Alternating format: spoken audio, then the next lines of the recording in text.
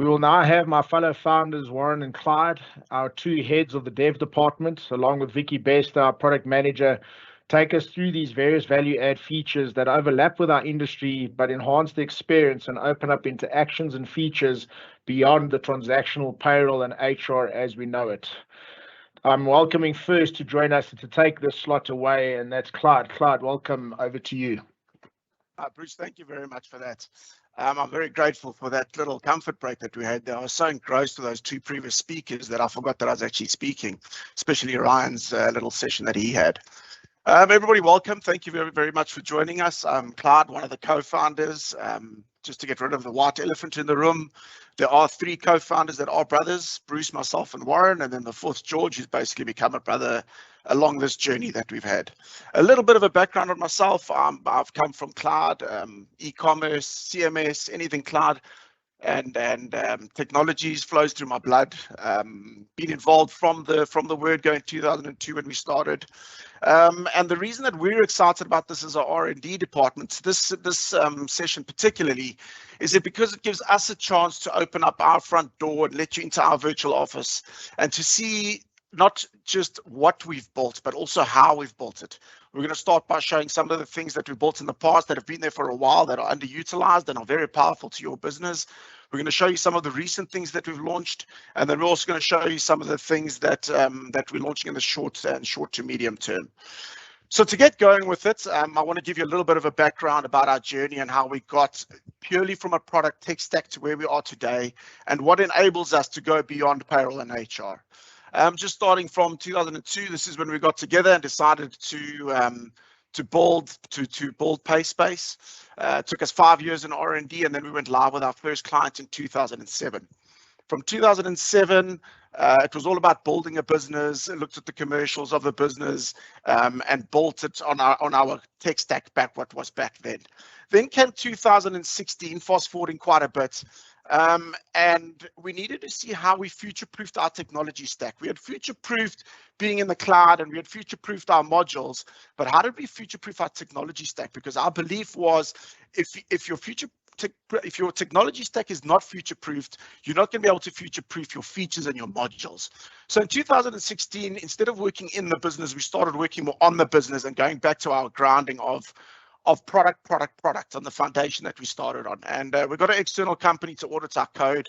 They had a look at it and they said, it's great, but in 10 years to 12 years time, you're going to start battling to keep up with new things that are launched out there, new technology stacks, integrating with all of these other cloud leaders out there. So we decided to rewrite the entire product, and that took us quite a while. And in 2019, we built what is the foundation of what you see today on the next gen tech stack. We went live with the ESS module. And then while we were doing that, we were also building all the payroll admin screens and all of that and the foundational level stuff. Then in 2020, we went live with the payroll admin side of things, and then came a slight period where we were stabilizing the product. And now we sit today where in the past year, we've started looking at, we've built this wonderful tech stack, this tech foundation. How do we go beyond payroll and HR? And that's what we're going to showcase to you today.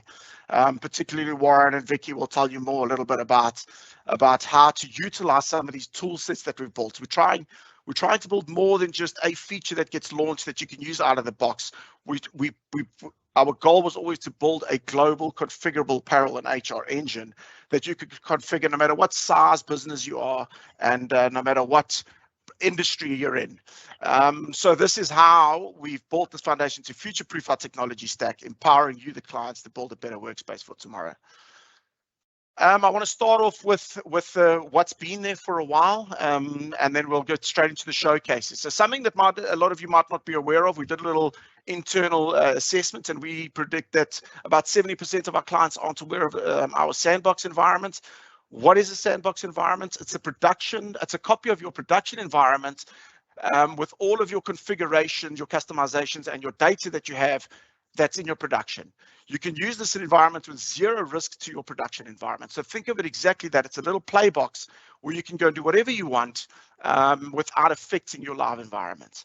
How can you utilize the sandbox environments? The common uses are training. If you get any new payroll administrators in, any managers for that matter as well, they can go into this environment and you can train them again without affecting your production environment.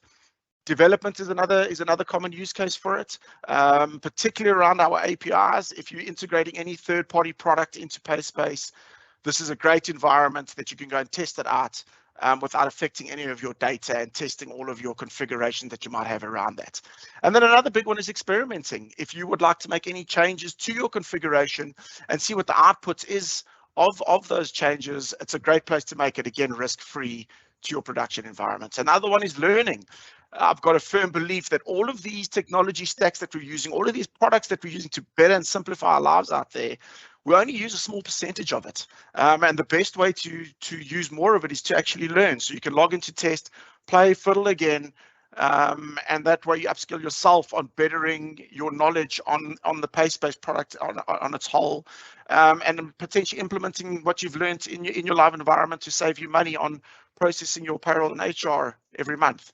Some of the questions that are asked around it, how often is this environment refreshed? We refresh it every single weekend. So when you come in on a Monday morning, you will have your production data in this environment. So whatever changes you're making, they will all be reset on the weekend. How do you get to this environment? You simply log into test.payspace.com, and you can start playing with that right now. One of my colleagues can post the link in our question and answer section. And there's also no setup fee. It's included in your monthly payslip fee. So you simply navigate and you play on that sandbox environment. So that's just something that I wanted to showcase you guys a little bit. I'm not going to take you to that environment. It's exactly what you see in your live environment. So navigate and play. I encourage you to do so. Then coming on to something that we've launched and enhanced quite a bit, that not many clients or customers are utilizing right now, is our custom fields and our custom forms. I just want to tell you a little bit about the difference between those two, and just give you some use cases as well on how you can utilize those two. So we split them into two sections. One is the custom fields. So what that is you can take any object in PaySpace, and when I refer to an object, that could be a pay rate screen, for example. It can be your tax status screen, dependents, banking, any one of those. And you can actually extend it with extra fields. So if you go to the pay rate screen as it sits today, you're not happy with it and you want to add some more fields and call them whatever you like, there's a selection of all the types of fields that you can add to it. Configure it yourself, and all your payroll administrators will now have access to those fields, both on the screen and in the bulk upload section. So that's the custom fields. I'm not going to showcase anything around that. It's been there for quite a while, and came with the next gen rewrite. And then the custom forms is the new one that we've recently upgraded. What is a custom form? Think of it as a new object, like I explained with the pay rate screen, or even if you can think of our asset register screen. If there's something you would like to capture on a form level, you can create as many custom forms as you want on company or employee level. We've recently enhanced this from Classic. It was called the dynamic historical details. We now call it the custom forms. We also have two different types of forms that you can create. We've got what's called a library and the historical records. The difference between those highlighted in yellow and green on my screen there, the library is any library that's not date driven. It might have a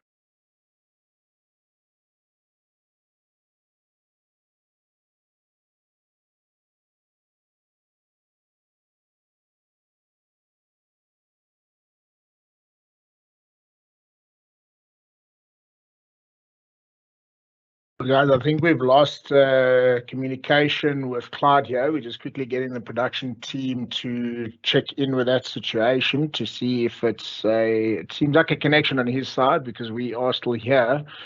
We're just really tying into him to see what we've got there with regards from a timing situation. So just while he's doing that, guys, we're also working with Ryan with regards to getting some of those images from his show. Clyde, I'm now seeing you back live there. Are you with us? Yeah, I'm here. Cool. So carry on. Again? I've got you. You're fine. Can you tell me, can you see my slide? Yeah, your slide's still with us. Okay, perfect. Can you just tell me where you lost me? So you are onto that green section with your green button over there. That was the section there. Okay, perfect. So I was just telling you about the two different custom form types that you can get. It's the library and the historical records. The library would be a collection of data where you're not particularly interested in the latest record, whereas the historical records for reporting purposes would be give me the latest record as of this date that an employee might belong to on whatever that could be. The other thing that we've done was that with the custom forms is we've extended your non-date driven screens to include the custom forms to cater for date-driven changes, and I'll give you a little example of that. So now what I'm going to do is just log into the system, give you a slight showcase of this in action. Okay, so to set the forms up, we'd go to the configuration page. We would go to the custom forms configuration. And then over here would be your different types of categories that you can add. A lot of these you would have seen in my previous slide. And there would be the fields that you can add to these categories. So before I do this, I'm going to just quickly navigate to an employee's profile and show you what the basic information would look like.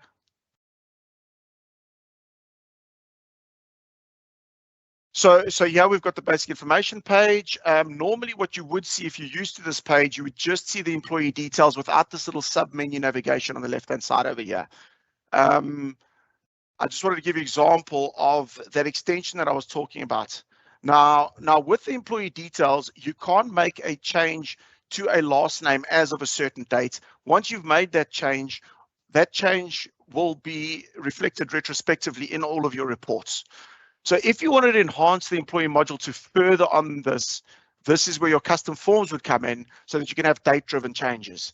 I'm just going to navigate to what the custom forms look like on the employee capturing side. So for example, here you might have the languages. You can go and add a new record here. And anything that you can do here, you can also do in your bulk actions as well. So you can upload all of these in bulk or edit them in bulk. So if I go to the configurations page again, and this is the setting up of it. Here's the example that I've added here. It's a library of records. And when you go and edit it, it just asks you which screen you want to enhance on. So you can enhance your non-date driven field screens. So I could go add any form on here, and any field on here, and then make a change as of a certain date. And all your reports will retrospectively show the correct information as of that date. So that's one of the cool new features that we've done with the custom forms. But otherwise, I encourage you to own custom forms and your custom fields and extend your objects as far as you would like to. All right, so that's just a little something that we've had in our live environment for a while now. We have rewritten, like I've said, into next gen. So going back, the test environment we've had for quite a while. Field and form customization is something that we've just recently done, and now something that you can look forward to on what we've been working on. This is probably our biggest module to date. I just want to put the slide together to show you some of the feedback that we do read from you guys. It's extremely important for us that you give us your feedback, so that it can help us to build a better product to help solve your problems. We're not asking for a solution. Some of you do give wonderful solutions out there, but let us know what the problems are. So the reporting feedback that we've gotten for the last couple of years, I've just pasted the last 4 over here. There are some aspects of the system that need attention on reporting. We need to be able to have hours, units included in the variance report, a bit more flexibility with regards to custom reporting and info on the payslip. We're operating in a market where a lot of info is needed on the payslip, and we struggle to provide the customers with the correct data. PaySpace is so much better than the last product that they were using. Love that I can pull all sorts of information out as a report. I would ever love it if I could change the format of the default report you provide us with. A bit more flexibility with regards to custom reporting and info on the payslip. So we listened, we've learned, and we've built something that's probably our biggest module that we've worked on to date. It's our custom reports module. I'm extremely excited to show it to you today. One person even wrote they came up with a solution. Very happy with PaySpace, really needs a report writing tool, which is exactly what we've done. I'm going to showcase the web report writing application to you today. What is it? It's exactly that. It's where you can go and design your own templates, create your own data sources, and you can pretty much pull any report in any format that suits your business from an output perspective. There's no download of any report writer required. It's entirely web driven. PaySpace was born in the cloud, and we will try and utilize cloud technologies to the best of our abilities in the means that we've got. Any change in the PaySpace canned reports that have been converted to DevExpress, we will slowly and surely roll out, and I'll showcase that just now. And you can actually take that default format. If you want to bold a heading or group by something different, you can now do that with all of our changes that are coming. You can create your own reports with our APIs being that data source. Warren's going to touch a little bit more on our APIs. And you can share all of these custom reports with your colleagues and your clients. The other nice thing about it is the custom fields. Currently, you can't report on the custom fields. So we've included that's included in our API, so you can now report on that level as well. And I was going to touch a little bit on the dynamic parameters, but let me show you. Let me show that in my showcase. The launch date for this is planned for the 7th of November. So we're in the final phase of testing. We're at the 95th percentile. Let me log in and show you what this will look like.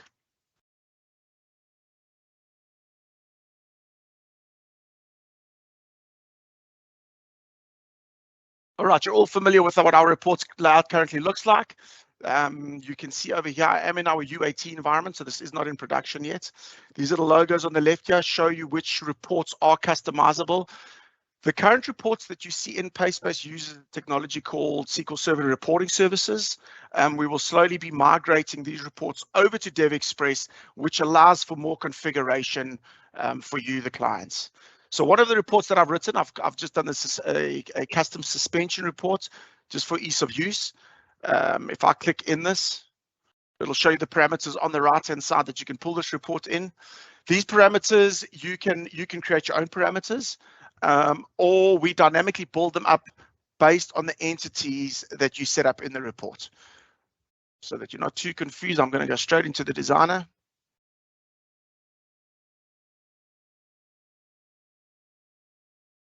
Whenever you're dealing with any type of report, there's two aspects to the report. There's the template, which outputs the format that you ultimately want your data in, and then there's your data source. You need to get that data from someplace. So we've built up this data source builder. It's a user-friendly look that you don't have to know our APIs by. That gets a little bit too technical if we had you, the clients, drawing that up automatically. So what we've got here is the entities, or as I called them earlier, it was your objects. We will slowly enhance those to have every single object in PaySpace, both HR and payroll. And it's a drag and drop system. So I've defaulted 3 objects on here, and then what columns you'd like to report on.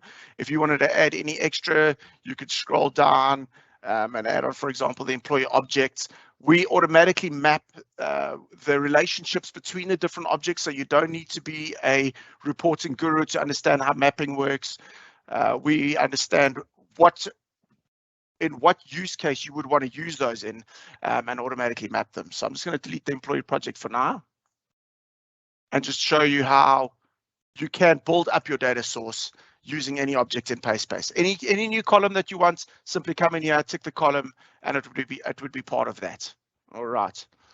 I'm just going to save this.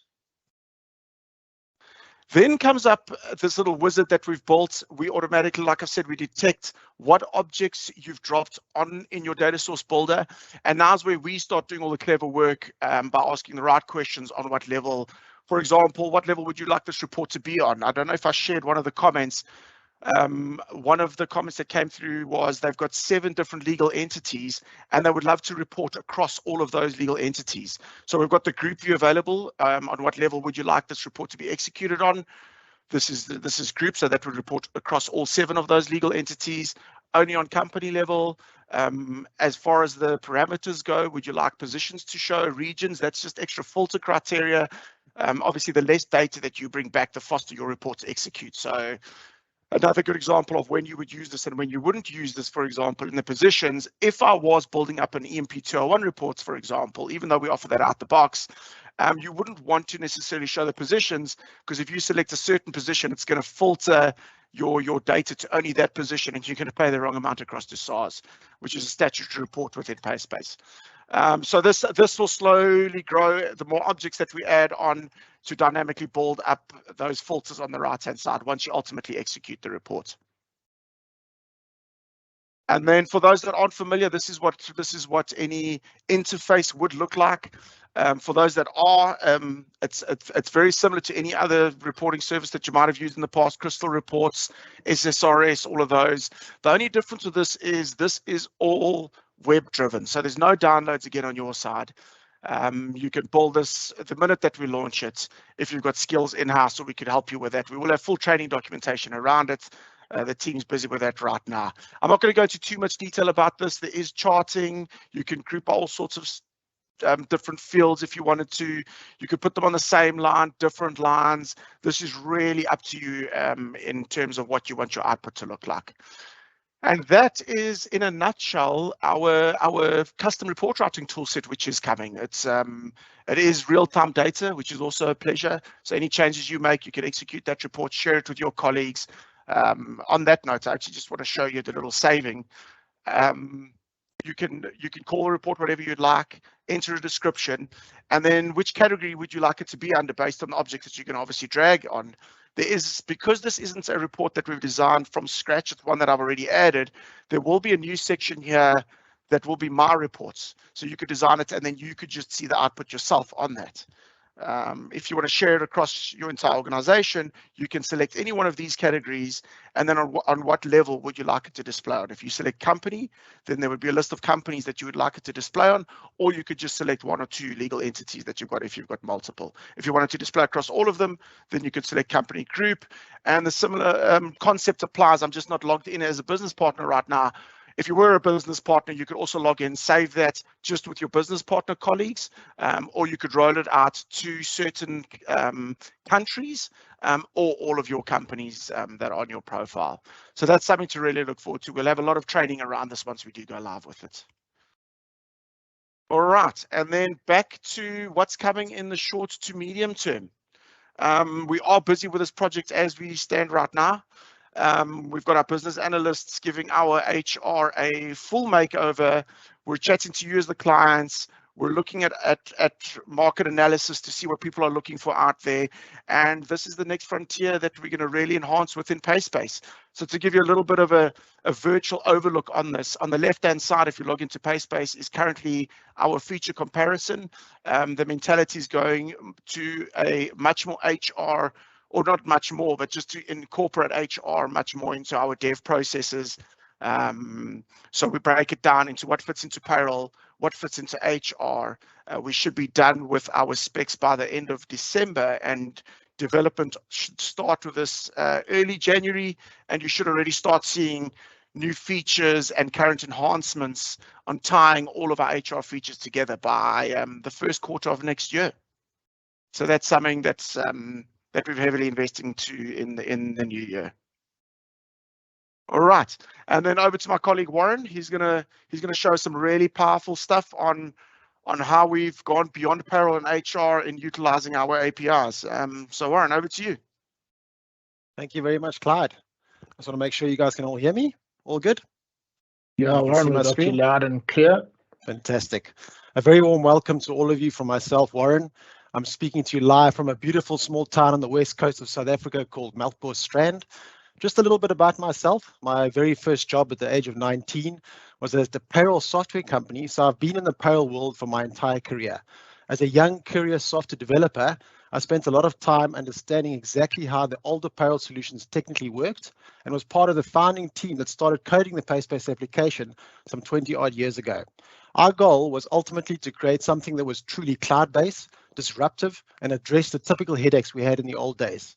Because of this background, I know the PaySpace solution intimately, and I'm therefore able to guide our product team and customers on all of the technical bits of the application, and I absolutely love it. There are not many jobs in the world today that allow you to innovate, and I'm fortunate to have this kind of job. So I wake up every day energized to get my hands dirty in helping our teams and customers be successful. We've seen a remarkable need for being able to integrate PaySpace into solutions of all kinds, and we are investing heavily in this aspect. You heard earlier how important this was for Coca-Cola, for example. With integration in mind, there are some incredible solutions available to you as PaySpace customers, and I want to share with you all today some ideas that will hopefully be the catalyst for you to think about how you can improve your environments and take your business beyond payroll. Please feel free to pop any questions in the Q&A section, and I'll attempt to answer those after my session.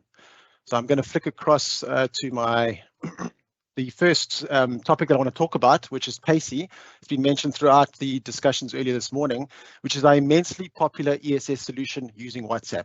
Last year, I spoke about the concept of Payce as we were still developing it. And this year, I want to show you in real time how Payce works and how it is making a tangible difference to customers and employees' lives. Before we dive into the live demonstration, let's take a look at some of the key aspects about Payce. We launched Payce in Feb 2022 this year, and the uptake has been astounding.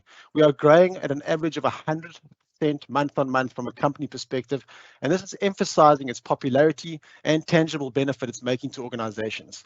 Payce does not require any user intervention from payroll administrators on a monthly basis. It's a built-in native feature.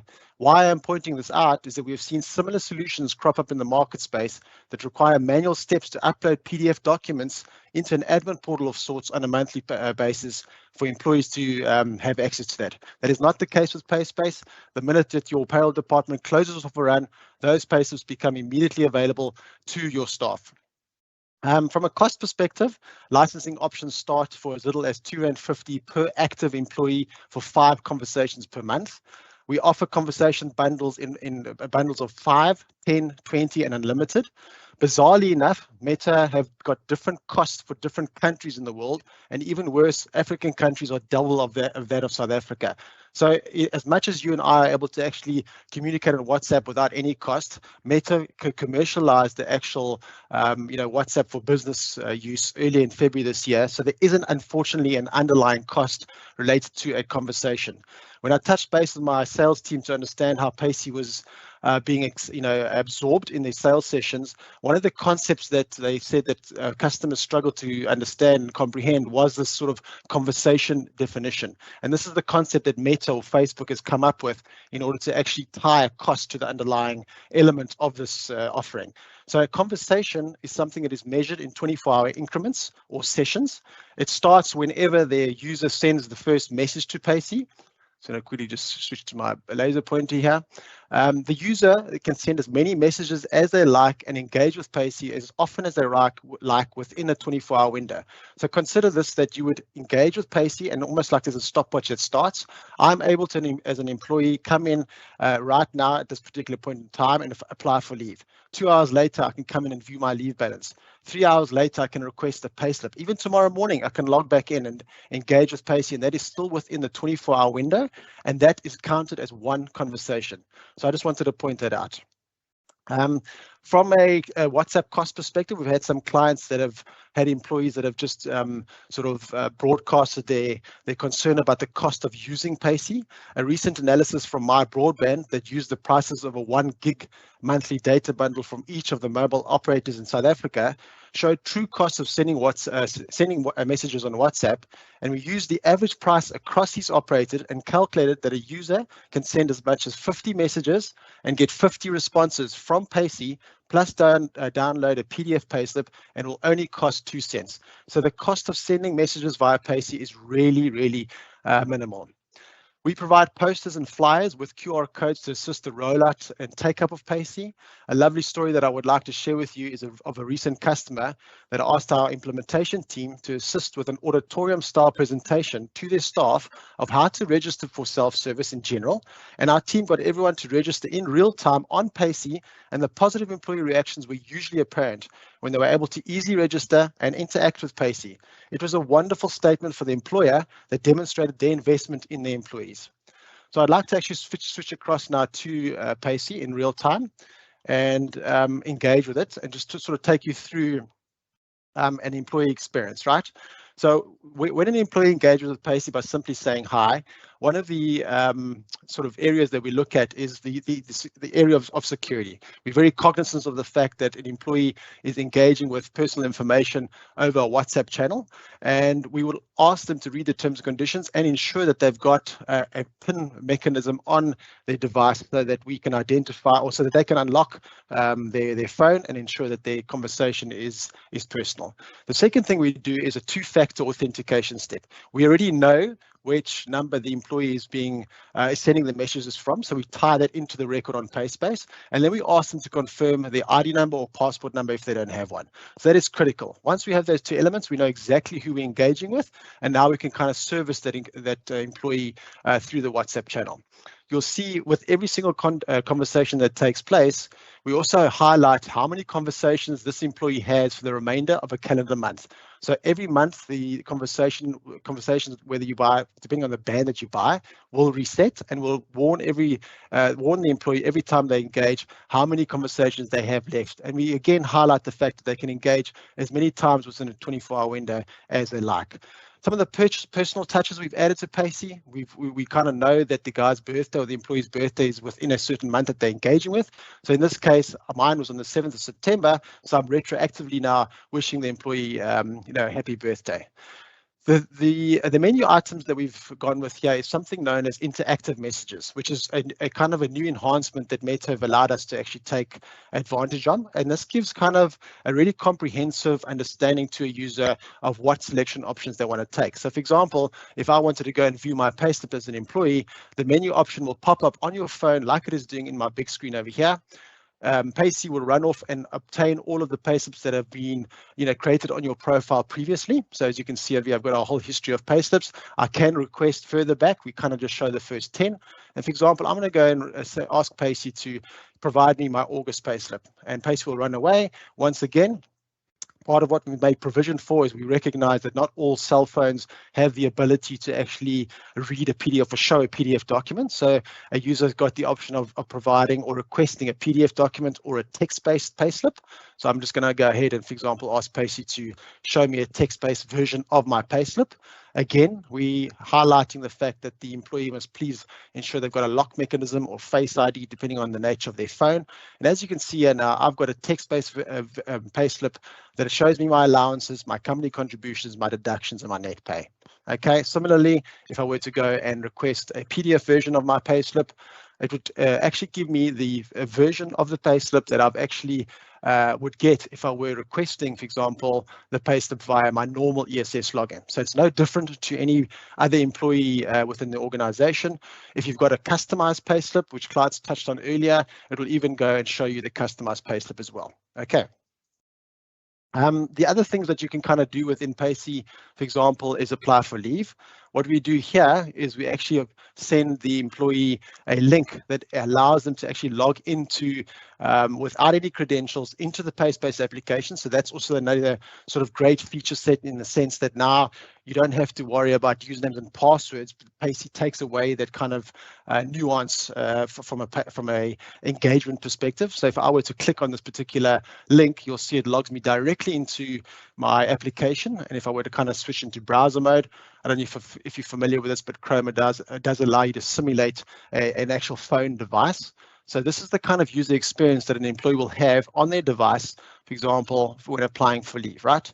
So you've got your rich interactive menu options. You can kind of see over here, I've got 2 days that I've already applied for previously, as well as a public holiday coming up highlighted on the calendar control. So this is very rich experience for the employee. I can go ahead and apply for half-day applications, go and type in any comments, and it will tell me exactly who my approver is during the leave application process. If I were to submit this now, Payce will actually then go and forward the application to my manager. If I had to go back to my Payce channel, it is now highlighted to me that I've successfully applied for 1 day's leave. And if it is improved within 24 hours, we want to take advantage of that conversation window. It'll notify the employee of this. So one of the things that we've done here is we've actually highlighted in the notification of the email to the manager that the employee has applied via Payce, so that they know that they actually have to make a move and approve this within the 24-hour window, so that Payce can let the employee know.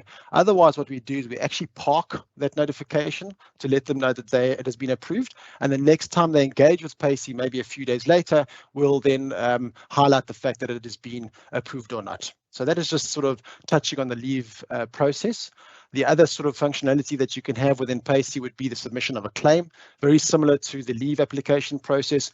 We'll log you directly into PaySpace and land you on the claims process, and an employee can go and submit a claim. Viewing of leave balances, tax certificates, also another popular feature. In any African country, you'll be able to download the relevant tax certificate based on the country that you are sort of or reside in, rather. So this is the type of functionality that we have available to you. What I would just like to just highlight here is that you'll also have access to a PaySpace, a Payce dashboard within the PaySpace application. So this is a dashboard of a real customer that is selected, for example, the August calendar period. You'll see that it's quite a large customer. They've got 1,046 registered employees, of which 789 have engaged with Payce in the month of August. They've licensed for 5 conversations.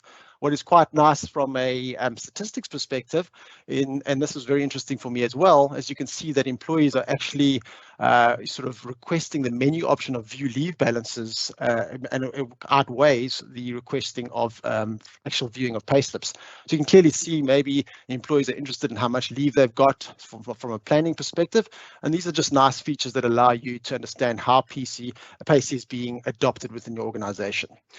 We're continually enhancing Payce. For example, the customer feedback has been that the text-based payslip should include the hours worked, because of the phones that are unable to handle a PDF document, because we show hours on the PDF document. This option would be very valuable for them to have in the text-based version. So that's something that you can look forward to in the next week or so.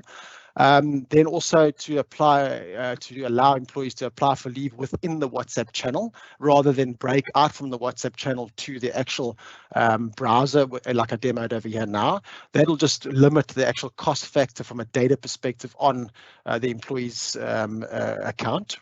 And then one of the other things we're looking at is language options. We want to sort of expose the various language options that we have within South Africa and within Africa. So that is something that we're investing in heavily.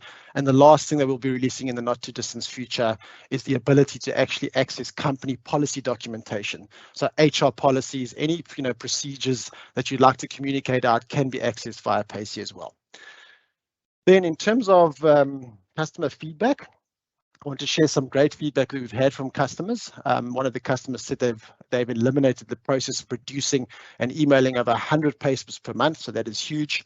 Another customer has seen a huge reduction in payslip requests, a definite reduction in printing costs and delivery costs to remote areas. This was quite a nice one for me that I didn't quite consider at the outset, is that line managers had to capture leave applications and claims on behalf of employees that don't have computers. It's not taken away that responsibility on the line manager. Now employees can do it themselves. Claims and leave can be submitted anytime, anywhere by just using your phone, and this is a game changer. So that's just some lovely feedback from a Payce perspective from customers. Employee wellness is becoming increasingly important in our virtual, disconnected, and remote working world. And one of the ideas we are researching is to prompt the employee to inform us of how they're feeling when they engage with Payce. Research has shown that even the act of taking a moment to reflect has positive benefits for well-being. So by just popping in a simple question into Payce when they engage every time, a user is able to indicate how they're feeling within a particular time of the month. And what we can go and do now is actually create a dashboard environment within PaySpace and showcase to your HR and payroll teams or management teams how employees are feeling throughout different times of the month. If you've got a distributed type of workforce, you can start analyzing trends within each org unit, whether it be a region, a division, whatever the case is. And if we had to then look at a different dimension and start sort of pivoting the report or the chart to show by manager, you could potentially start tracking trends. Maybe employees under a certain manager are feeling happier than others. So this is just the type of employee wellness factor that we're toying with and that we can utilize on the Payce platform. And we'll also make this available via big screen on ESS. Remember that Payce does congratulate employees on their work anniversary and wishes them happy birthday in their birthday month, which is already a personal touch from a Payce perspective. Right, moving on. I'd like to demonstrate how it is possible to connect systems and building amazing processes using our API layer and some fantastic tool sets. The first solution I want to work through is a scenario that exists in the business process outsourcing world. So typically, when you outsource your payroll to a vendor, like our own outsourcing department, or your accountant, for example, you pass on the full responsibility of the capturing process to the vendor by sending them all of the employee-related documents or input. Both parties will agree that all the input has to be sent by a specific time of the month to allow the BPO team to capture it before payday and to do the important checks and balances. There is, however, a very important business requirement that there is a gap in this process, and that is that new starters are only captured at a certain time of the month based on the agreed outsource process. The business, therefore, does not know about a new starter until they are physically captured on PaySpace by the outsourced department. The necessary preparation for the new starter does not take place timelessly. So if you've got a new starter that signed a contract at the beginning of the month, send all the documentation to your outsourced vendor, they may only get to it a week or 2 or even 3 weeks later, right? And this results in a poor initial experience for the new starter when arriving at work. One of the customers that we're actually doing the solution for did a study where an actual new starter arrived at work on their first day and no one was there to greet them. They wandered around the organization for at least a week, apparently, before someone actually noticed this guy's new and actually approached him and welcomed him to the company. That's not the situation we want, and this is why this solution is actually solving for that. So the solution is that the BPO process was redesigned to allow specific users in the company themselves to capture just the basic HR related information directly on PaySpace. What they will do is we'll actually change the workflow in terms of the employee onboarding screens to only be 3 steps. We'll attach a webhook, which is something that I'll showcase and talk about in a moment, to the text status screen to notify the solution of a new hire. The solution then notifies the relevant business stakeholders of the new hire on the day of capture rather than 3 weeks after they've provided all the documentation. Your BPO team completes a new starter record at a suitable time, when it suits them, and this will involve just the payroll related information. So earnings, deduction, all those things that typically would flow through later in the process. So what is the result? The business stakeholders have sufficient time to prepare for a new starter. The downstream systems are populated accordingly. So this particular client is quite a large client. They've got an ERP downstream solution that also feeds into some of their CRM solutions. Those solutions will know about the new employee very early on in the process rather than later on. New starters have a great experience when arriving at work, and BPO team is relieved of the pressure of having to, capture these new starters continuously, especially if you've got a high turnover workforce. And most importantly is that your BPO arrangement is not compromised in terms of your government processes. The technologies that we've used to build out this solution is webhooks, Power Automate, which is something we communicated earlier in the year in our newsletter, and emails. So I'm going to flip across now to showcase this solution to you in terms of how it works. I'm going to log in as myself. You'll notice here it doesn't prompt me for a login because PaySpace as an organization has enabled SSO with Azure AD, so it doesn't prompt me. Once I've logged in for the day within this particular browser session, then I'm able to log in and out just by logging in with my email address. I'm going to go into my test company here. And the very first page that I want to start on is the webhook page. Now, what is a webhook? Think about a webhook as a notification that is sent to a destination based on the event on an employee's profile. The destination is a listener, what we refer to in the technical world as a listener. And this is the listener that I've configured over here for the particular webhook. Now, you can go and attach a webhook to some of the core employee screens, as you spoke about here, for example, basic profile, your custom forms, your employee tax profile, pay rates, and position detail. We'll be evolving these over time as well, so look out for the new features, and we'll announce these in our newsletters as well. So I've got an attached a trigger or a webhook to the tax profile screen, which I've ordered as the last screen in the process of onboarding wearing a customer hat now. So the customer, for example, would navigate or onboard an employee. Let's just select one that is already here for purposes of time. I'm going to navigate to the tax profile screen. So envisage that I am now the customer. I've gotten sort of the basic HR details that I'd like to capture on PaySpace, and I've now completed this form. I'm just going to make a subtle change over here to indicate or to trigger the event or the webhook. So once I update this now, it basically fires off a webhook to an application that I've created in Automate. Just to really navigate there. Okay, here's my onboarding flow just to show you. And you'll see over here, it is hopefully run for us because now it's received that actual trigger notification. Let's give it a chance. Is he thinking? And it will fire off an onboarding notification to all the relevant stakeholders. So if I go to my email, you'll see over here, it is now right now 11:46, fired off an email that I've created in Automate. It'll take the employee information that I've captured, all of the different facets of the employee that you want to communicate out to the actual various role players within the business.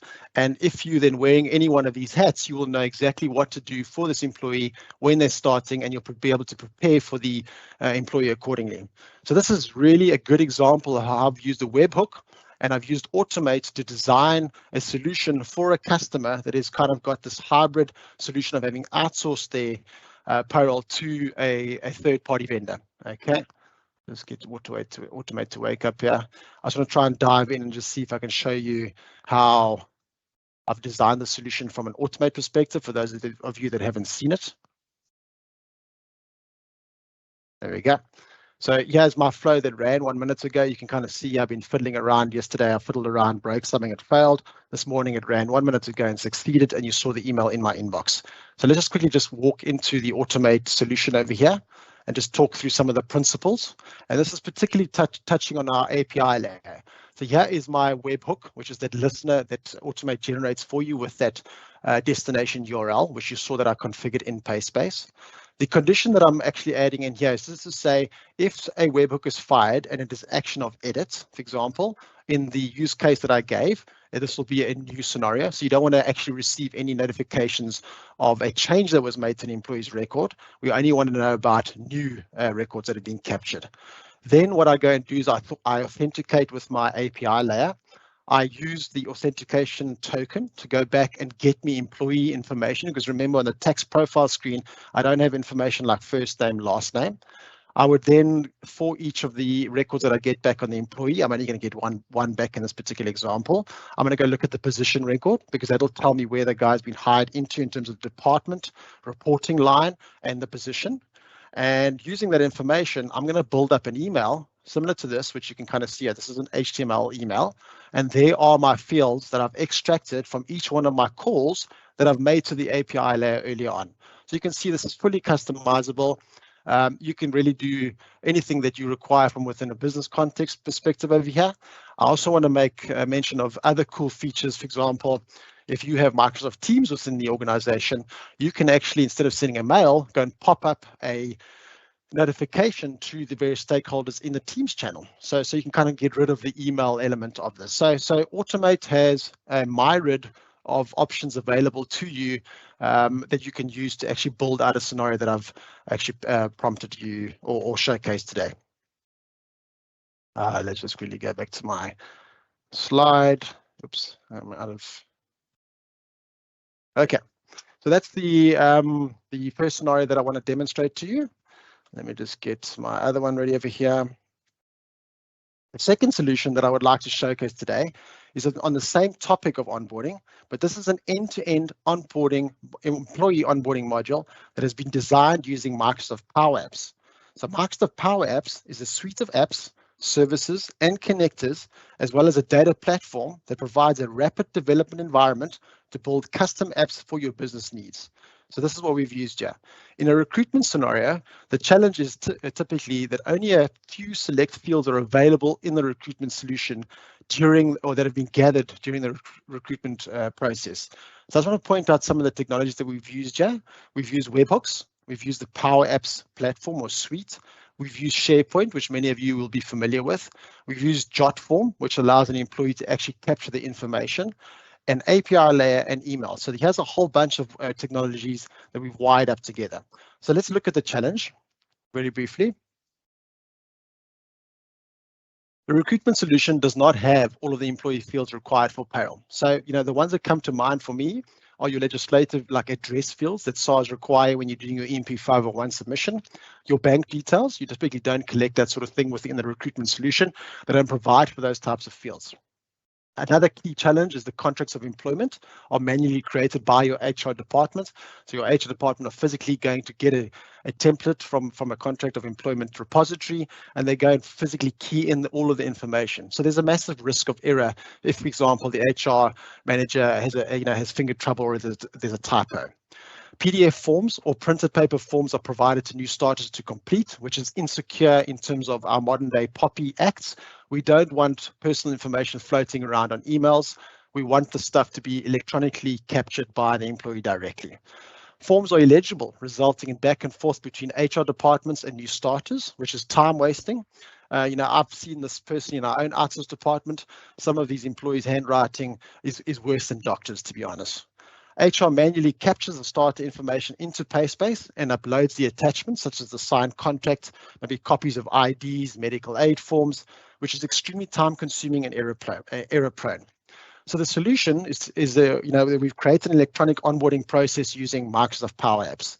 This facilitates the seamless integration between recruitment application and the onboarding process. Contracts of employment are automatically generated, merged, and sent to the employee, which ensures accuracy. Employee completes the information online. They no longer have to print it out, scan it in, all those good things that come along with that type of process. There's automated notifications at each step within the onboarding process, whether it be via email or the Teams example that I gave you earlier. HR has got the ability to review it, and once they actually approve it, we automatically create the employee in the PaySpace application with the details that have been provided by the employee directly. And this is all done via API layer. And therefore, the HR administrator has only the need to log into PaySpace, call up kind of the half-baked employee, and fill out the rest of the payroll information. So the result is it's secure. There's no manual forms to be processed or stored. In email. There's no recapture by HR in terms of the information that's been provided by an employee. It's a pleasurable and slick employee experience. It's error-free. In other words, the employee record and attachments are automatically created in PaySpace from the employee-provided info directly, and it's an extremely streamlined process. We will be providing this as a turnkey solution to interested customers. I know there are many of you. I've engaged with you personally, along with our Microsoft partner, the Mint Group. So please look out for the comms on this after the Power Conference. I'm going to flick to my browser now, and let's just kind of work through this in real time. So here's a SharePoint list. Many of you should be familiar with SharePoint, given that it's a technology that's been around for a number of years. Probably not many of you understood and knew that it can be used to this sort of degree. But what we've done here on this particular list is designed a list that can kind of accommodate and act as a central repository and management portal for where all the onboarding information is flowing into and from. So as you can see on my screen over here, I've got some pre-populated employees that are in different states, and you can clearly see via these pools, different colored pools as we call them, what the status is of each employee that I'm actually engaging with. Where are they in the onboarding process? And you'll see at the bottom over here, for example, I've got Sarah James, who's been automatically populated from the recruitment app.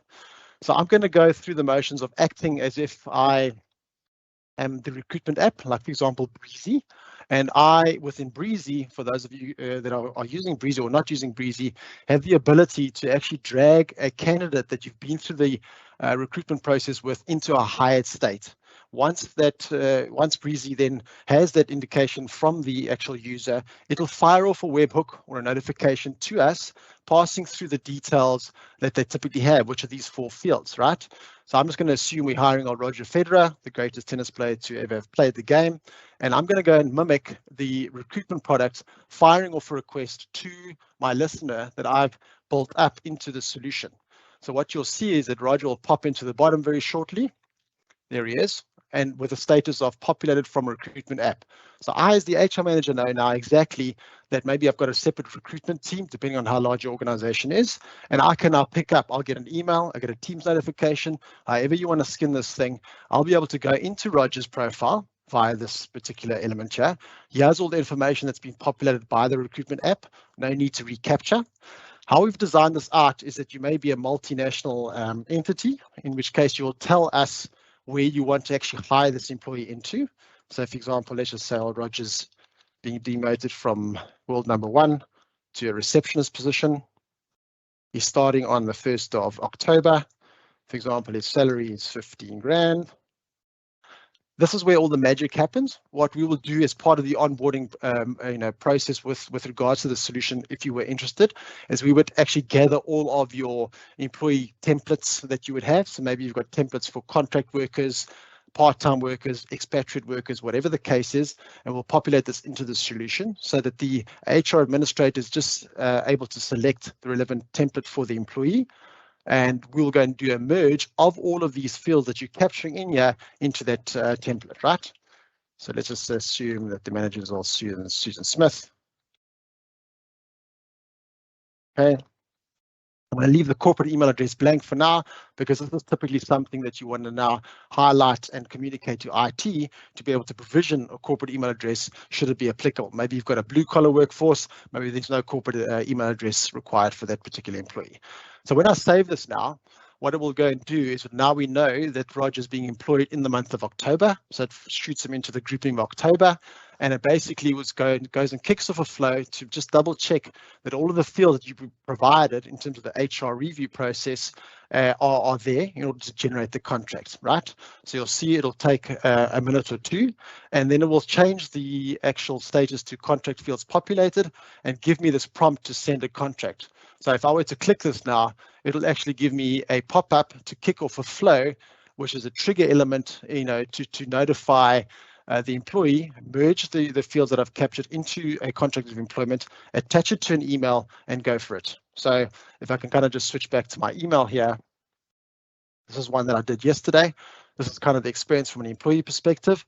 You'll see it's now got the Roger Federer populated template out here, and it's got to merged in all the fields that I captured on that front end. Let's just see if we can spot anything here. I think there was a salary lower down here somewhere. Names, titles, whatever the case is, right? And then, the employee has got a couple of options here. He can kind of, I don't know if you're familiar with Adobe Reader out of the box, but you can kind of go and add your digital signature electronically. No need to print this out. I can go and type in over here information that's pertinent, and you know the drill. All right, so the employee will actually go and fill out all this information. We can also include an Adobe Sign step into this to make this a fully inclusive automatic signature, or electronic signature rather. There are, however, costs attached to Adobe Sign as a third-party product, but that's also something you can build into this flow process. So the employee will fill that out. They would click on the link that has been provided in the actual form over here, and they'll be presented with the JOT form. Now, this is actually I'm just going to actually copy this and just navigate to my other window here just to show you. So this is a form that is, first of all, mobile friendly. So if I were to flick into your mobile mode, you can see this is kind of the employee experience that they would have to, or can do on their mobile device. And just to kind of give you an example of what this form looks like, this is kind of part B, your typical contact numbers. Your part C's will include your address fields. So these are the very specific address fields that PaySpace require and that SARS require. The employee is not kind of typing out free text fields over here. The bank account details, and then lastly, any supporting documentation that you, as the employer, want them to attach. So this will be the contract of employment, copies of driver's licenses, IDs, medical aid documents. All of this, once submitted, will flow back into my SharePoint list and almost be, here's an example, for example, of a candidate that's completed the information. So if I, as HR, and I get a notification that the employee has completed this information, I can log back in here and I can review the information before actually capturing in PaySpace or pushing it to PaySpace. Remember, there's no capturing here. We're trying to eliminate that process of HR having to recapture information. So as you can see, this is what Bob has filled in over here. I'll kind of just eyeball it as an HR administrator, double check that all the fields and values are correct. And you'll see over here, this is where the magic happens in terms of the attachments that were attached by the employee flowing directly into my SharePoint list. Once I click save over here and I actually push this information over here in terms of updating PaySpace, it will then automatically, using our API layer, push, because I've now indicated the legal entity, it'll push that employee information into PaySpace. I, as the HR or payroll administrator, will be able to log into PaySpace and complete the rest of the payroll information in order to round off the employee's onboarding process. We can also get fancy here, and you can send out all sorts of comms to your various stakeholders, maybe send them an employment pack to welcome them, and you can really get fancy around how you actually design this process. But as I've mentioned, we're going to be releasing this as a kind of a turnkey solution that to a large extent will have this flow that I've showed you today built into the solution, and then you'll have the flexibility of customizing it accordingly as well. Okay, so I hope you've enjoyed that. There's a very powerful feature set over there that we will rolling out with the Mint Group. Some of the other integration ideas that I'd like to touch on is the following. You can do increase letters or bonus letters. We had a large customer that did a lovely increase process. They're over 5,000 employees strong. And typically the HR department, the payroll department, every year, this is a very tedious and cumbersome process. There's a lot of stress involved because they want to make sure that the letters are accurately sent to the right employees, right? So first of all, you're going to make sure you're sending Joe's letter to Joe and not to Susie. And you're going to make sure that you're including Joe's salary in the letter and not Susie's salary in the letter. So we can automate this entire process using Automate as well and ensure that all of your employees are getting accurate information. And we can even go as far as to, which is what we did for this customer, go and attach those letters to their employee profile in the attachment screen for history purposes. Okay. So this is something we internally are also going to be doing towards the end of this year with our bonus process. You can also create wonderful looking benefit statements. So by reading the payslip information being the deductions and the company contributions, you can really create powerful benefit statements and also send them out in a very similar fashion to the bonus letters. You can trigger or attach webhooks to certain screens within PaySpace to notify certain stakeholders of staff movements. Maybe there's a promotion process. Maybe someone's changed a grade. Maybe someone's changed a department. You can fire off all sort of notifications, especially if you're within the Teams environment, to certain stakeholders to notify them of this. And lastly, the offboarding process is very similar to the onboarding process, where you can kind of offboard the employee accordingly, let them know to sort of hand in all sorts of paraphernalia that they may have been given throughout their career at the customer. Okay, so I hope you've gotten a good idea of what you can do with the integration side of PaySpace. The world's your oyster with regards to the ideas that you can kind of do within the organization or implement within the organization. Right. The next exciting announcement I'd like to make is the availability of our earned wage access solution called Time Advance, and this is in partnership with TimeBank. This has been a concept that has been around globally for a little while now, but it is a relatively new and unique concept in the South African market. So let's look at the definition of earned wage access. It's clearly differentiated from the consumer loan, the salary advance, and a payday loan. It is a fintech product that sits or that allows employees to access a portion of their worked but unpaid wages prior to payday without affecting the payroll process. So the concept is that if an employee has worked, let's say half of the month, then why must they wait until the end of the month to access that portion of their salary that is due to them? There is no cost to you as the employer and a very low once-off cost to the employee, which is a fraction of the cost of interest on a loan. This is very important. Because Time Advance is not a loan, this means no interest rates and no credit checks are applicable. It is, after all, their own salary. The last thing we want to do is add additional burden on your payroll departments or processes, which makes this solution even more attractive in that it is admin-free for you as a customer. It does its magic in the background through some really smart integration. So how does EWA help your employees? And this is where the real value lies for me. In terms of a debt cycle, employees use up to 80% of net income to pay back debt. Therefore, 20% of that net income is left to cover typical living costs. Employees forced to turn to credit to make it through the month. So by breaking this debt cycle and providing them with the EWA option, they can, instead of turning to credit, employees can use the EWA to make it through the month. Not using credit means that it's reduced debt commitment and therefore more net income freed up for living costs. And this reduces the future need to turn to credit. The outcome is that employees reduces their portion of net income to pay back the debt.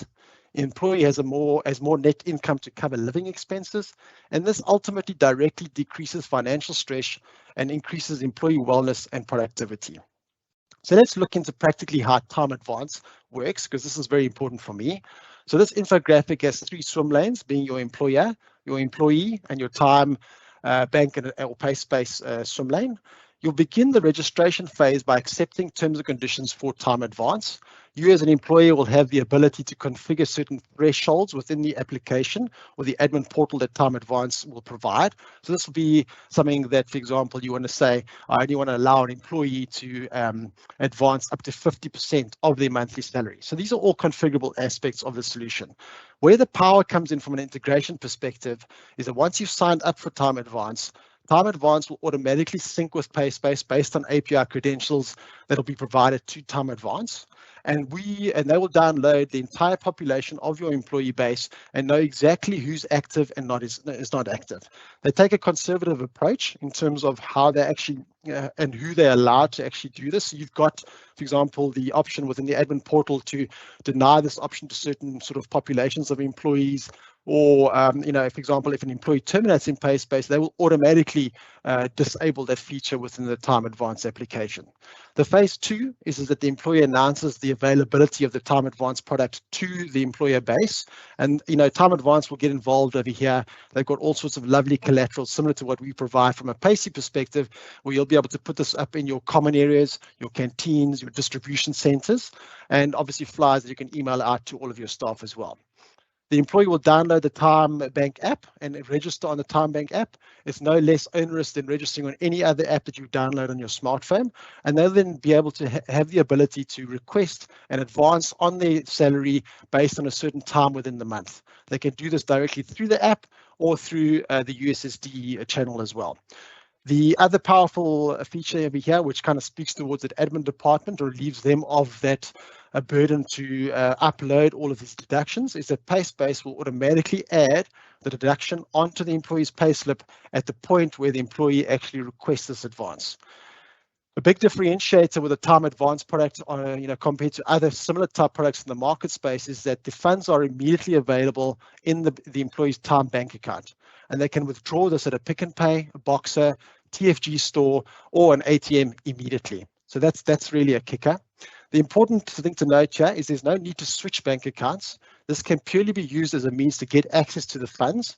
Remember though, having a Time Bank account is free in terms of monthly fees. If you do like the experience, of course, you can change your main bank account to Time Bank as well. And then the finalization fee at the end of the month is this, that the employee will simply receive a reduced salary based on the fact that they've received some of their salary early in the pay period. Time Bank will send an employer a statement of account. It's not a VAT invoice. This is something that you'll just journal off to your salaries account of all of the sum total of the employee advances at month end. So look out for the communication on Time Advance in the next few weeks. It is going to be an absolute game changer for our employees, or for your employees rather, and our employees. We're launching this internally as well, and it's something that we're extremely excited about. Right, to round off my session, I would like to emphasize that payroll and HR is no longer a static engine that calculates tax and net pay or records employee information. It is evolving into a solution that is very much allowing your employees to improve and manage their lives, as and when is convenient to them. You would have noticed there's a common thread in the solutions I've showcased today, where employees are top of mind, whether it be the easy and convenient access to payslips via WhatsApp, the convenient and paperless exchange of information when accepting a job, you as the employer being ready for them on their first day of work, which just creates a truly wonderful first impression for them and goes a long way to support the decision to join your organization, or being able to access their earned wages when they need it most, which greatly reduces their dependency on debt. All of these solutions will ensure that you have a happy workforce and, importantly, retain your talent. That's a wrap from me. I hope you enjoyed my session. Next up is Vicky Bester, who's our product development manager. Vicky was our 5th employee to join PaySpace over 10 years ago, and we are now at over 230 employees. So she is someone that has invested herself heavily in PaySpace from the start and is a true black belt when it comes to application knowledge. So you're in good hands. Today, her theme is all about building products for customers. Over to you, Vicky. Thank you very much, Warren. Just confirming that you can hear me clearly. You can see my screen. All good, Vicky. Well, thank you very much. Thanks, Warren. I think Warren gave the introduction. My name is Wyk Vicky Bester. I'm product manager. Been at PaySpace almost 10 years. And yeah, just been an incredible journey so far, and looking forward to the next 10. As you can see on my screen, I'm just sharing the agenda of what I would be talking about today, starting off with Power BI. Thereafter, I'm just going to go into some navigation enhancements that we are launching soon. And then lastly would be our roadmap and user group sessions that we are introducing in the next year. Okay, so I'm going to start off with Power BI. For those of you who joined our session last year, in the Power Conference session, we mentioned that we were busy developing the Power BI connector. It was actually in development stage back then, and what it is it basically takes your data from PaySpace via the APIs and push it into Microsoft Power BI, where you can then build your own dashboards and do further analysis on your data. Okay, so I'm going to just share this screen. So in the meantime, we've now launched Power BI. It was in February this year. And it's been a great success as well. We've got quite a few customers using it, and every month there's still more take up on it. And today I'm just going to basically show you what we've launched with as a first phase, being the first template. So as you can see on my screen, this is the template that you will basically get when you purchase Power BI module, and you will see your data in this dashboard. So I'm quickly going to go through each one of these different tabs. So first of all, our workforce, it's very straightforward. As you can see, your headcount, your new engagements and terminations within the period selected. You then also have your race distribution, age distribution and gender, as well as the average age and the average length of service. From an org unit perspective, what's also quite nice here is as every customer has different number of levels with departments, business units, whatever the case might be, you can drill in and view your headcount within those various levels. Okay. And if we look at the drilling function, so if we click on, for example, service, and let's say within this age bracket, you'll see as everything else changes here, you can look at the 115 people within this age bracket, within the service department, and how many has been terminated, what their termination reasons are. Yeah. Going to move on to the leave tab. So here on the left-hand side, we've got your transactional information, and on the right-hand side, we've sent with your financials. Okay, so from a transactional side, again, you've got your start and your end date. It will show you how many people are on leave during this time. If you have any leave that's been rejected or still in workflow that needs to be approved. Something that customers also like is your single sick leave days. So showing on what day of the week do people tend to take the most single sick leave. And then moving on to the right-hand side with your leave liability, again, similar to the previous one, also quite nice to see which department or region or business unit you sit with what leave liability amounts. Yeah. And then at the bottom here, we'll also show you your top 10 employees with the highest leave balances as well as the highest leave value. Okay, and then moving on to the payroll tab. So your whole payroll dashboard is all about the components selected at the top. So we are currently looking at your overtime 1.5. You can see the total value for the month of August as well as the total hours. Again, with the heat map of your org structure, which you can drill into the various levels. You'll have a comparison of the last 3 months and then the details that make up your totals on this side. Okay, so that is just a quick overview of the dashboards that we launched. So the power of Power BI is being able to customize your own dashboards. So you can create as many tabs or templates as you like with your own graphs in whatever makes sense to you and what is important for your business. Then to quickly just show some of the sharing options, we've got quite a few options here in Power BI. So one is you can export all the data into Excel. This will basically take a dump of everything that is required to build this dashboard that you can view in Excel. You can also just download an image in PowerPoint or in PDF. Then another nice sharing option is sharing a link to other users. This will be a viewing link. So what that will mean is they can basically access this dashboard, click in, drill down, make filter selections, however, not make changes to any of your dashboards.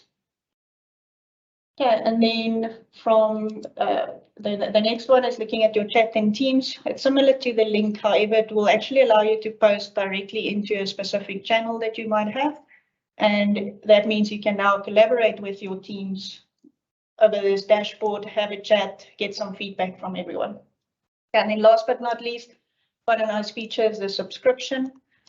And here you can specify who you want to send this dashboard to with a subject and a message, and then the frequency as well that suits you. So if you want to send this dashboard on a monthly basis, let's just say on the 30th of each month on a certain time, and exactly what you want them to see. Is it just an image? Is it a link to this dashboard? And so forth. So then just the last point to mention on Power BI, it is in terms of your data refresh, I mentioned that we basically pull your information via the APIs from PaySpace into Power BI. So you've got two options. You can either schedule your refreshes, so you can say either daily or weekly it needs to fetch your latest information, or the alternative option is to refresh it at any stage. So if you have made some changes to your payroll this morning and you want to look at your latest dashboard, you can click on refresh, wait for it to load and see your latest information. Okay, I'm going to go back to the slide and just moving on to just showing you a comparison of the different tools. Clyde earlier mentioned in his session, he was showing you guys the custom report writer functionality, and we often get the question as to, when will we use the custom report writer versus a BI tool? We've got our standard reports in the system. So we've made this comparison summary to just quickly show you some of the key differences between these different tools. So first of all, you have your line of business reports. So those are the standard ones available on PaySpace. They are typically your statutory and legislative reports, depending on the country that you're in. It's out-of-the-box reports, meaning any new customer joining PaySpace can immediately start using those reports. It's mostly used for payroll checking, so it includes all your standard reports like payroll recon, component variance, audit trail reports, medical aid unions, etc. Okay, it's also got predefined parameters and filter options that you can make use of. So it's very standard, and again, they kind of been built over the last 15 years. So it's really, best in class reports that customers will need on a weekly or monthly basis. Okay, then when you look at the custom report writer, so this is typically where you can now create custom payslips, like Clyde mentioned. You can have table-based reports or paginated reports, where you include your page headers and footers, as well as numbering. You can also have customized parameters. And then last but not least, your label language capability, which allow you to basically write your report in any language of your needs. Okay. Then if we look at business intelligence tools, so how this is different to your custom report writer, this is all about data visualization and analysis. So that is where you would build your dashboards and graphs, and that is typically for your trend analysis type information. Okay, we currently offer two different tools, and that's why I also just wanted to show them here again. A question we get often is, what is the difference between our cloud analytics and Power BI tools? So cloud analytics, I think we launched about 10 years ago, and we've kind of seen more and more interest in Power BI, customers coming on and saying, okay, but they're already using Power BI for so many other things in their business, they would like to use it for PaySpace as well. So we're actually gradually going to phase out cloud analytics, where Power BI will be our latest BI offering. Just some of the key differences: cloud analytics at the moment just refreshes daily, so it's every evening. Whereas on Power BI, you can refresh on demand. Okay. Cloud analytics, you also cannot include data from other sources outside of PaySpace, whereas with Power BI, you can bring in multiple sources of information and kind of combine that data and have a global view of your information. Okay, and then lastly, Power BI is also more cost effective. Okay, so that is it from the reporting side. I don't think I've mentioned this earlier, but if you have any questions, you're welcome to post it on the Q&A. I will get back to all your questions after my session. So I'm just going to move on to the next topic. Okay, so our next topic is the navigation improvements. We are currently in testing, so there are 2 changes that we are making, which is a change in how you navigate between companies and then also how you navigate between employees. Okay, these changes are coming early in October. There will be more communication sent out during this month, but we thought we'd take the opportunity today to just quickly show you what this will look like. Okay. So those of you who work on the system often, you will be familiar with these icons. So currently, this is how you change between companies and change between employees. As you know, at the moment, when you click on these buttons, it brings up the big search screen and you can search for a company or search for an employee. Okay, so I'm going to move on to the next one. So those 2 buttons are going to move to the top bar. So it will sit next to your search for employees. And it's basically the exact same buttons. It will do the same thing, I think, with the main difference being that your change company will now only be available to business partner and PaySpace users. For everyone else, company level users, you will see in the next screen what you will be using going forward. It's very similar. It's just a much better user experience. Yeah, so moving on to the next screen, this is again just going back to a current company level screen where you have your change company and change frequency buttons. So those are the current ones. So the change we are making, they will first of all be updated to new icons. So these icons representing a change. This is where you will make a change in company and change in frequency. And what you will see, this is kind of the most important new aspect, is that when you go click on change company, this will now change to only show the companies within the group. Okay, so whether you're a company, if you're a company level user, you will click on this, and instead of the big search screen that you have at the moment, you will just have this little space on the left-hand side, very compact, easy to use, and you'll see a list of all your legal entities that you have access to and make your selection from here. And the nice thing about this is that as business partner users and PaySpace users, it means that you can also easily navigate between companies that's part of a group. Okay, so instead of having to search for the various company names and searching across the whole customer base, you can now use this change company instead of the top one to just navigate between the legal entities part of that exact group. Yeah. Then this one, I'm just showing the frequency selection is the functionality is staying exactly the same as it is currently. The only difference is the updated user interface to look the same as the company one. Okay, that is your company changes. Then moving on to some of the employee navigation changes.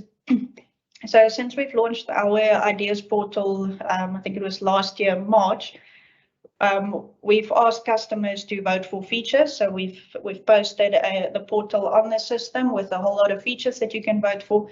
And something that's just been coming out at the top every month was the ability to navigate between employees using a previous and next button. So I think especially for your smaller customer base, 20, 30 employees, you kind of just run through each employee to process the payroll. You just want to click next, next, next, instead of having to go to the search screen and select the next employee in line.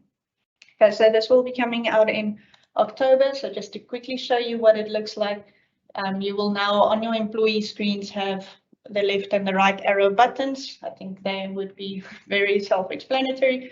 When you click on the button, it will take you to the next employee, and we will be using employee number as the sort order.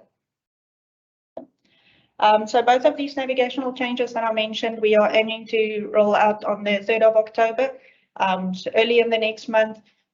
So we will be taking the rest of this month to send out communication via email, via pop-up communication, as well as in our newsflash that we send out on the 1st of every month. Yeah. Yeah, then moving on to the last topic from my side is our roadmap for the next year. Okay, So what we've done as a product team, we've been asking ourselves, what do we need to focus on to support our vision in being the global leaders in payroll and HR software, catering for all markets from startup to SMEs, enterprises, and business partners. And what we've done is we've come up with the following key dimensions. Okay, so what we've said is basically to reach our goal for the short to medium term is to make sure that each one of these areas get dedicated focus.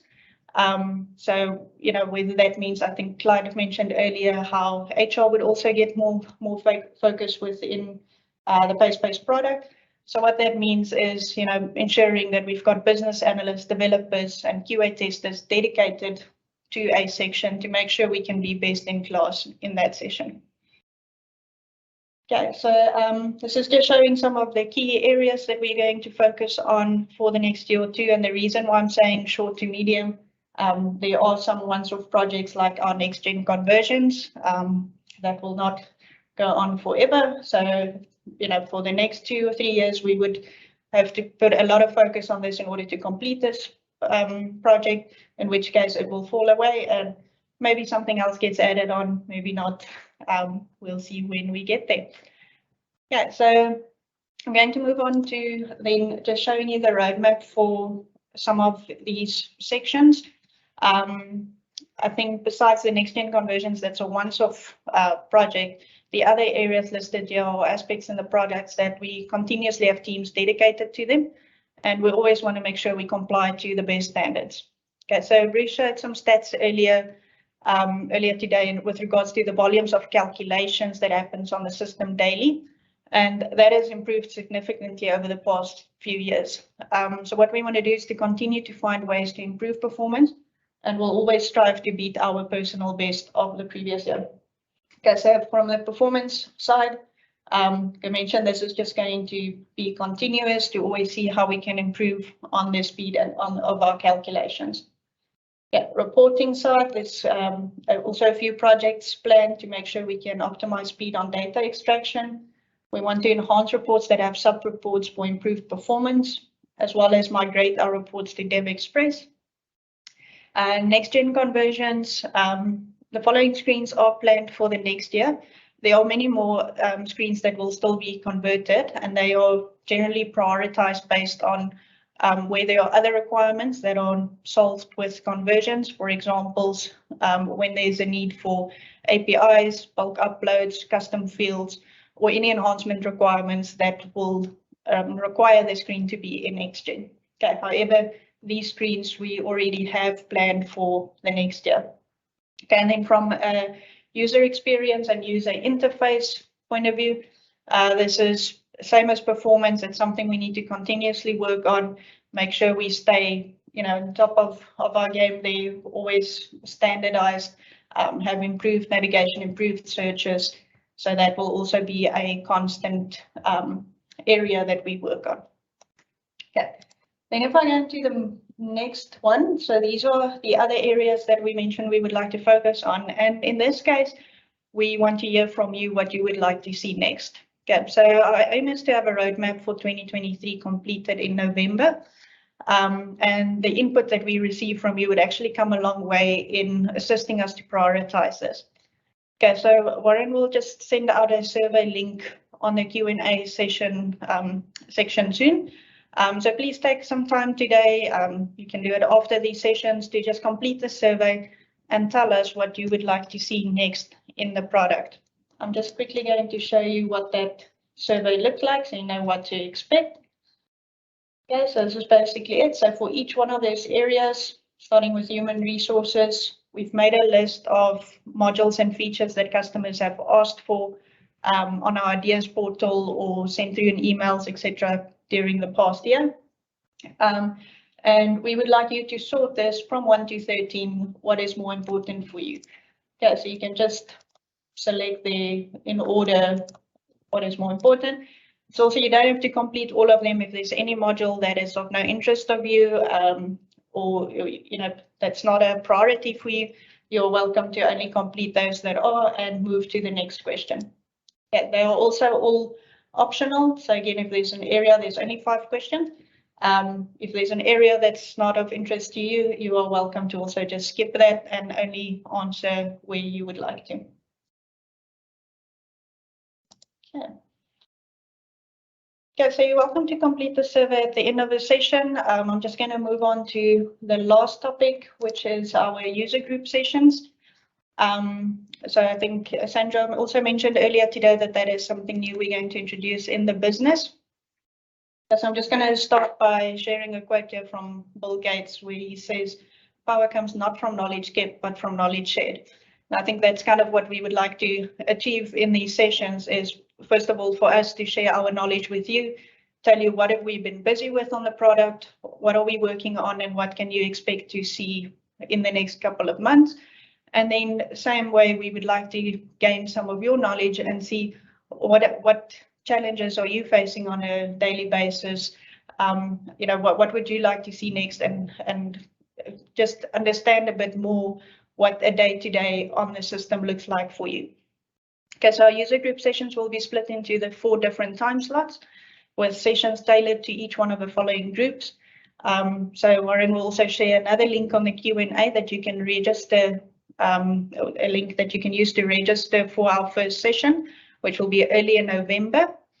And I think, just like I mentioned earlier, the roadmap we are planning to finalize by November. So we would actually love to share that with you in this first user group session. Okay, so I'm really hoping we're going to see you there. Okay, so yeah, this concludes the product session for today. Thank you all for listening and taking part of our survey and registering for the user group sessions. We're looking forward to see you there in November. And I am now going to hand back to Bruce.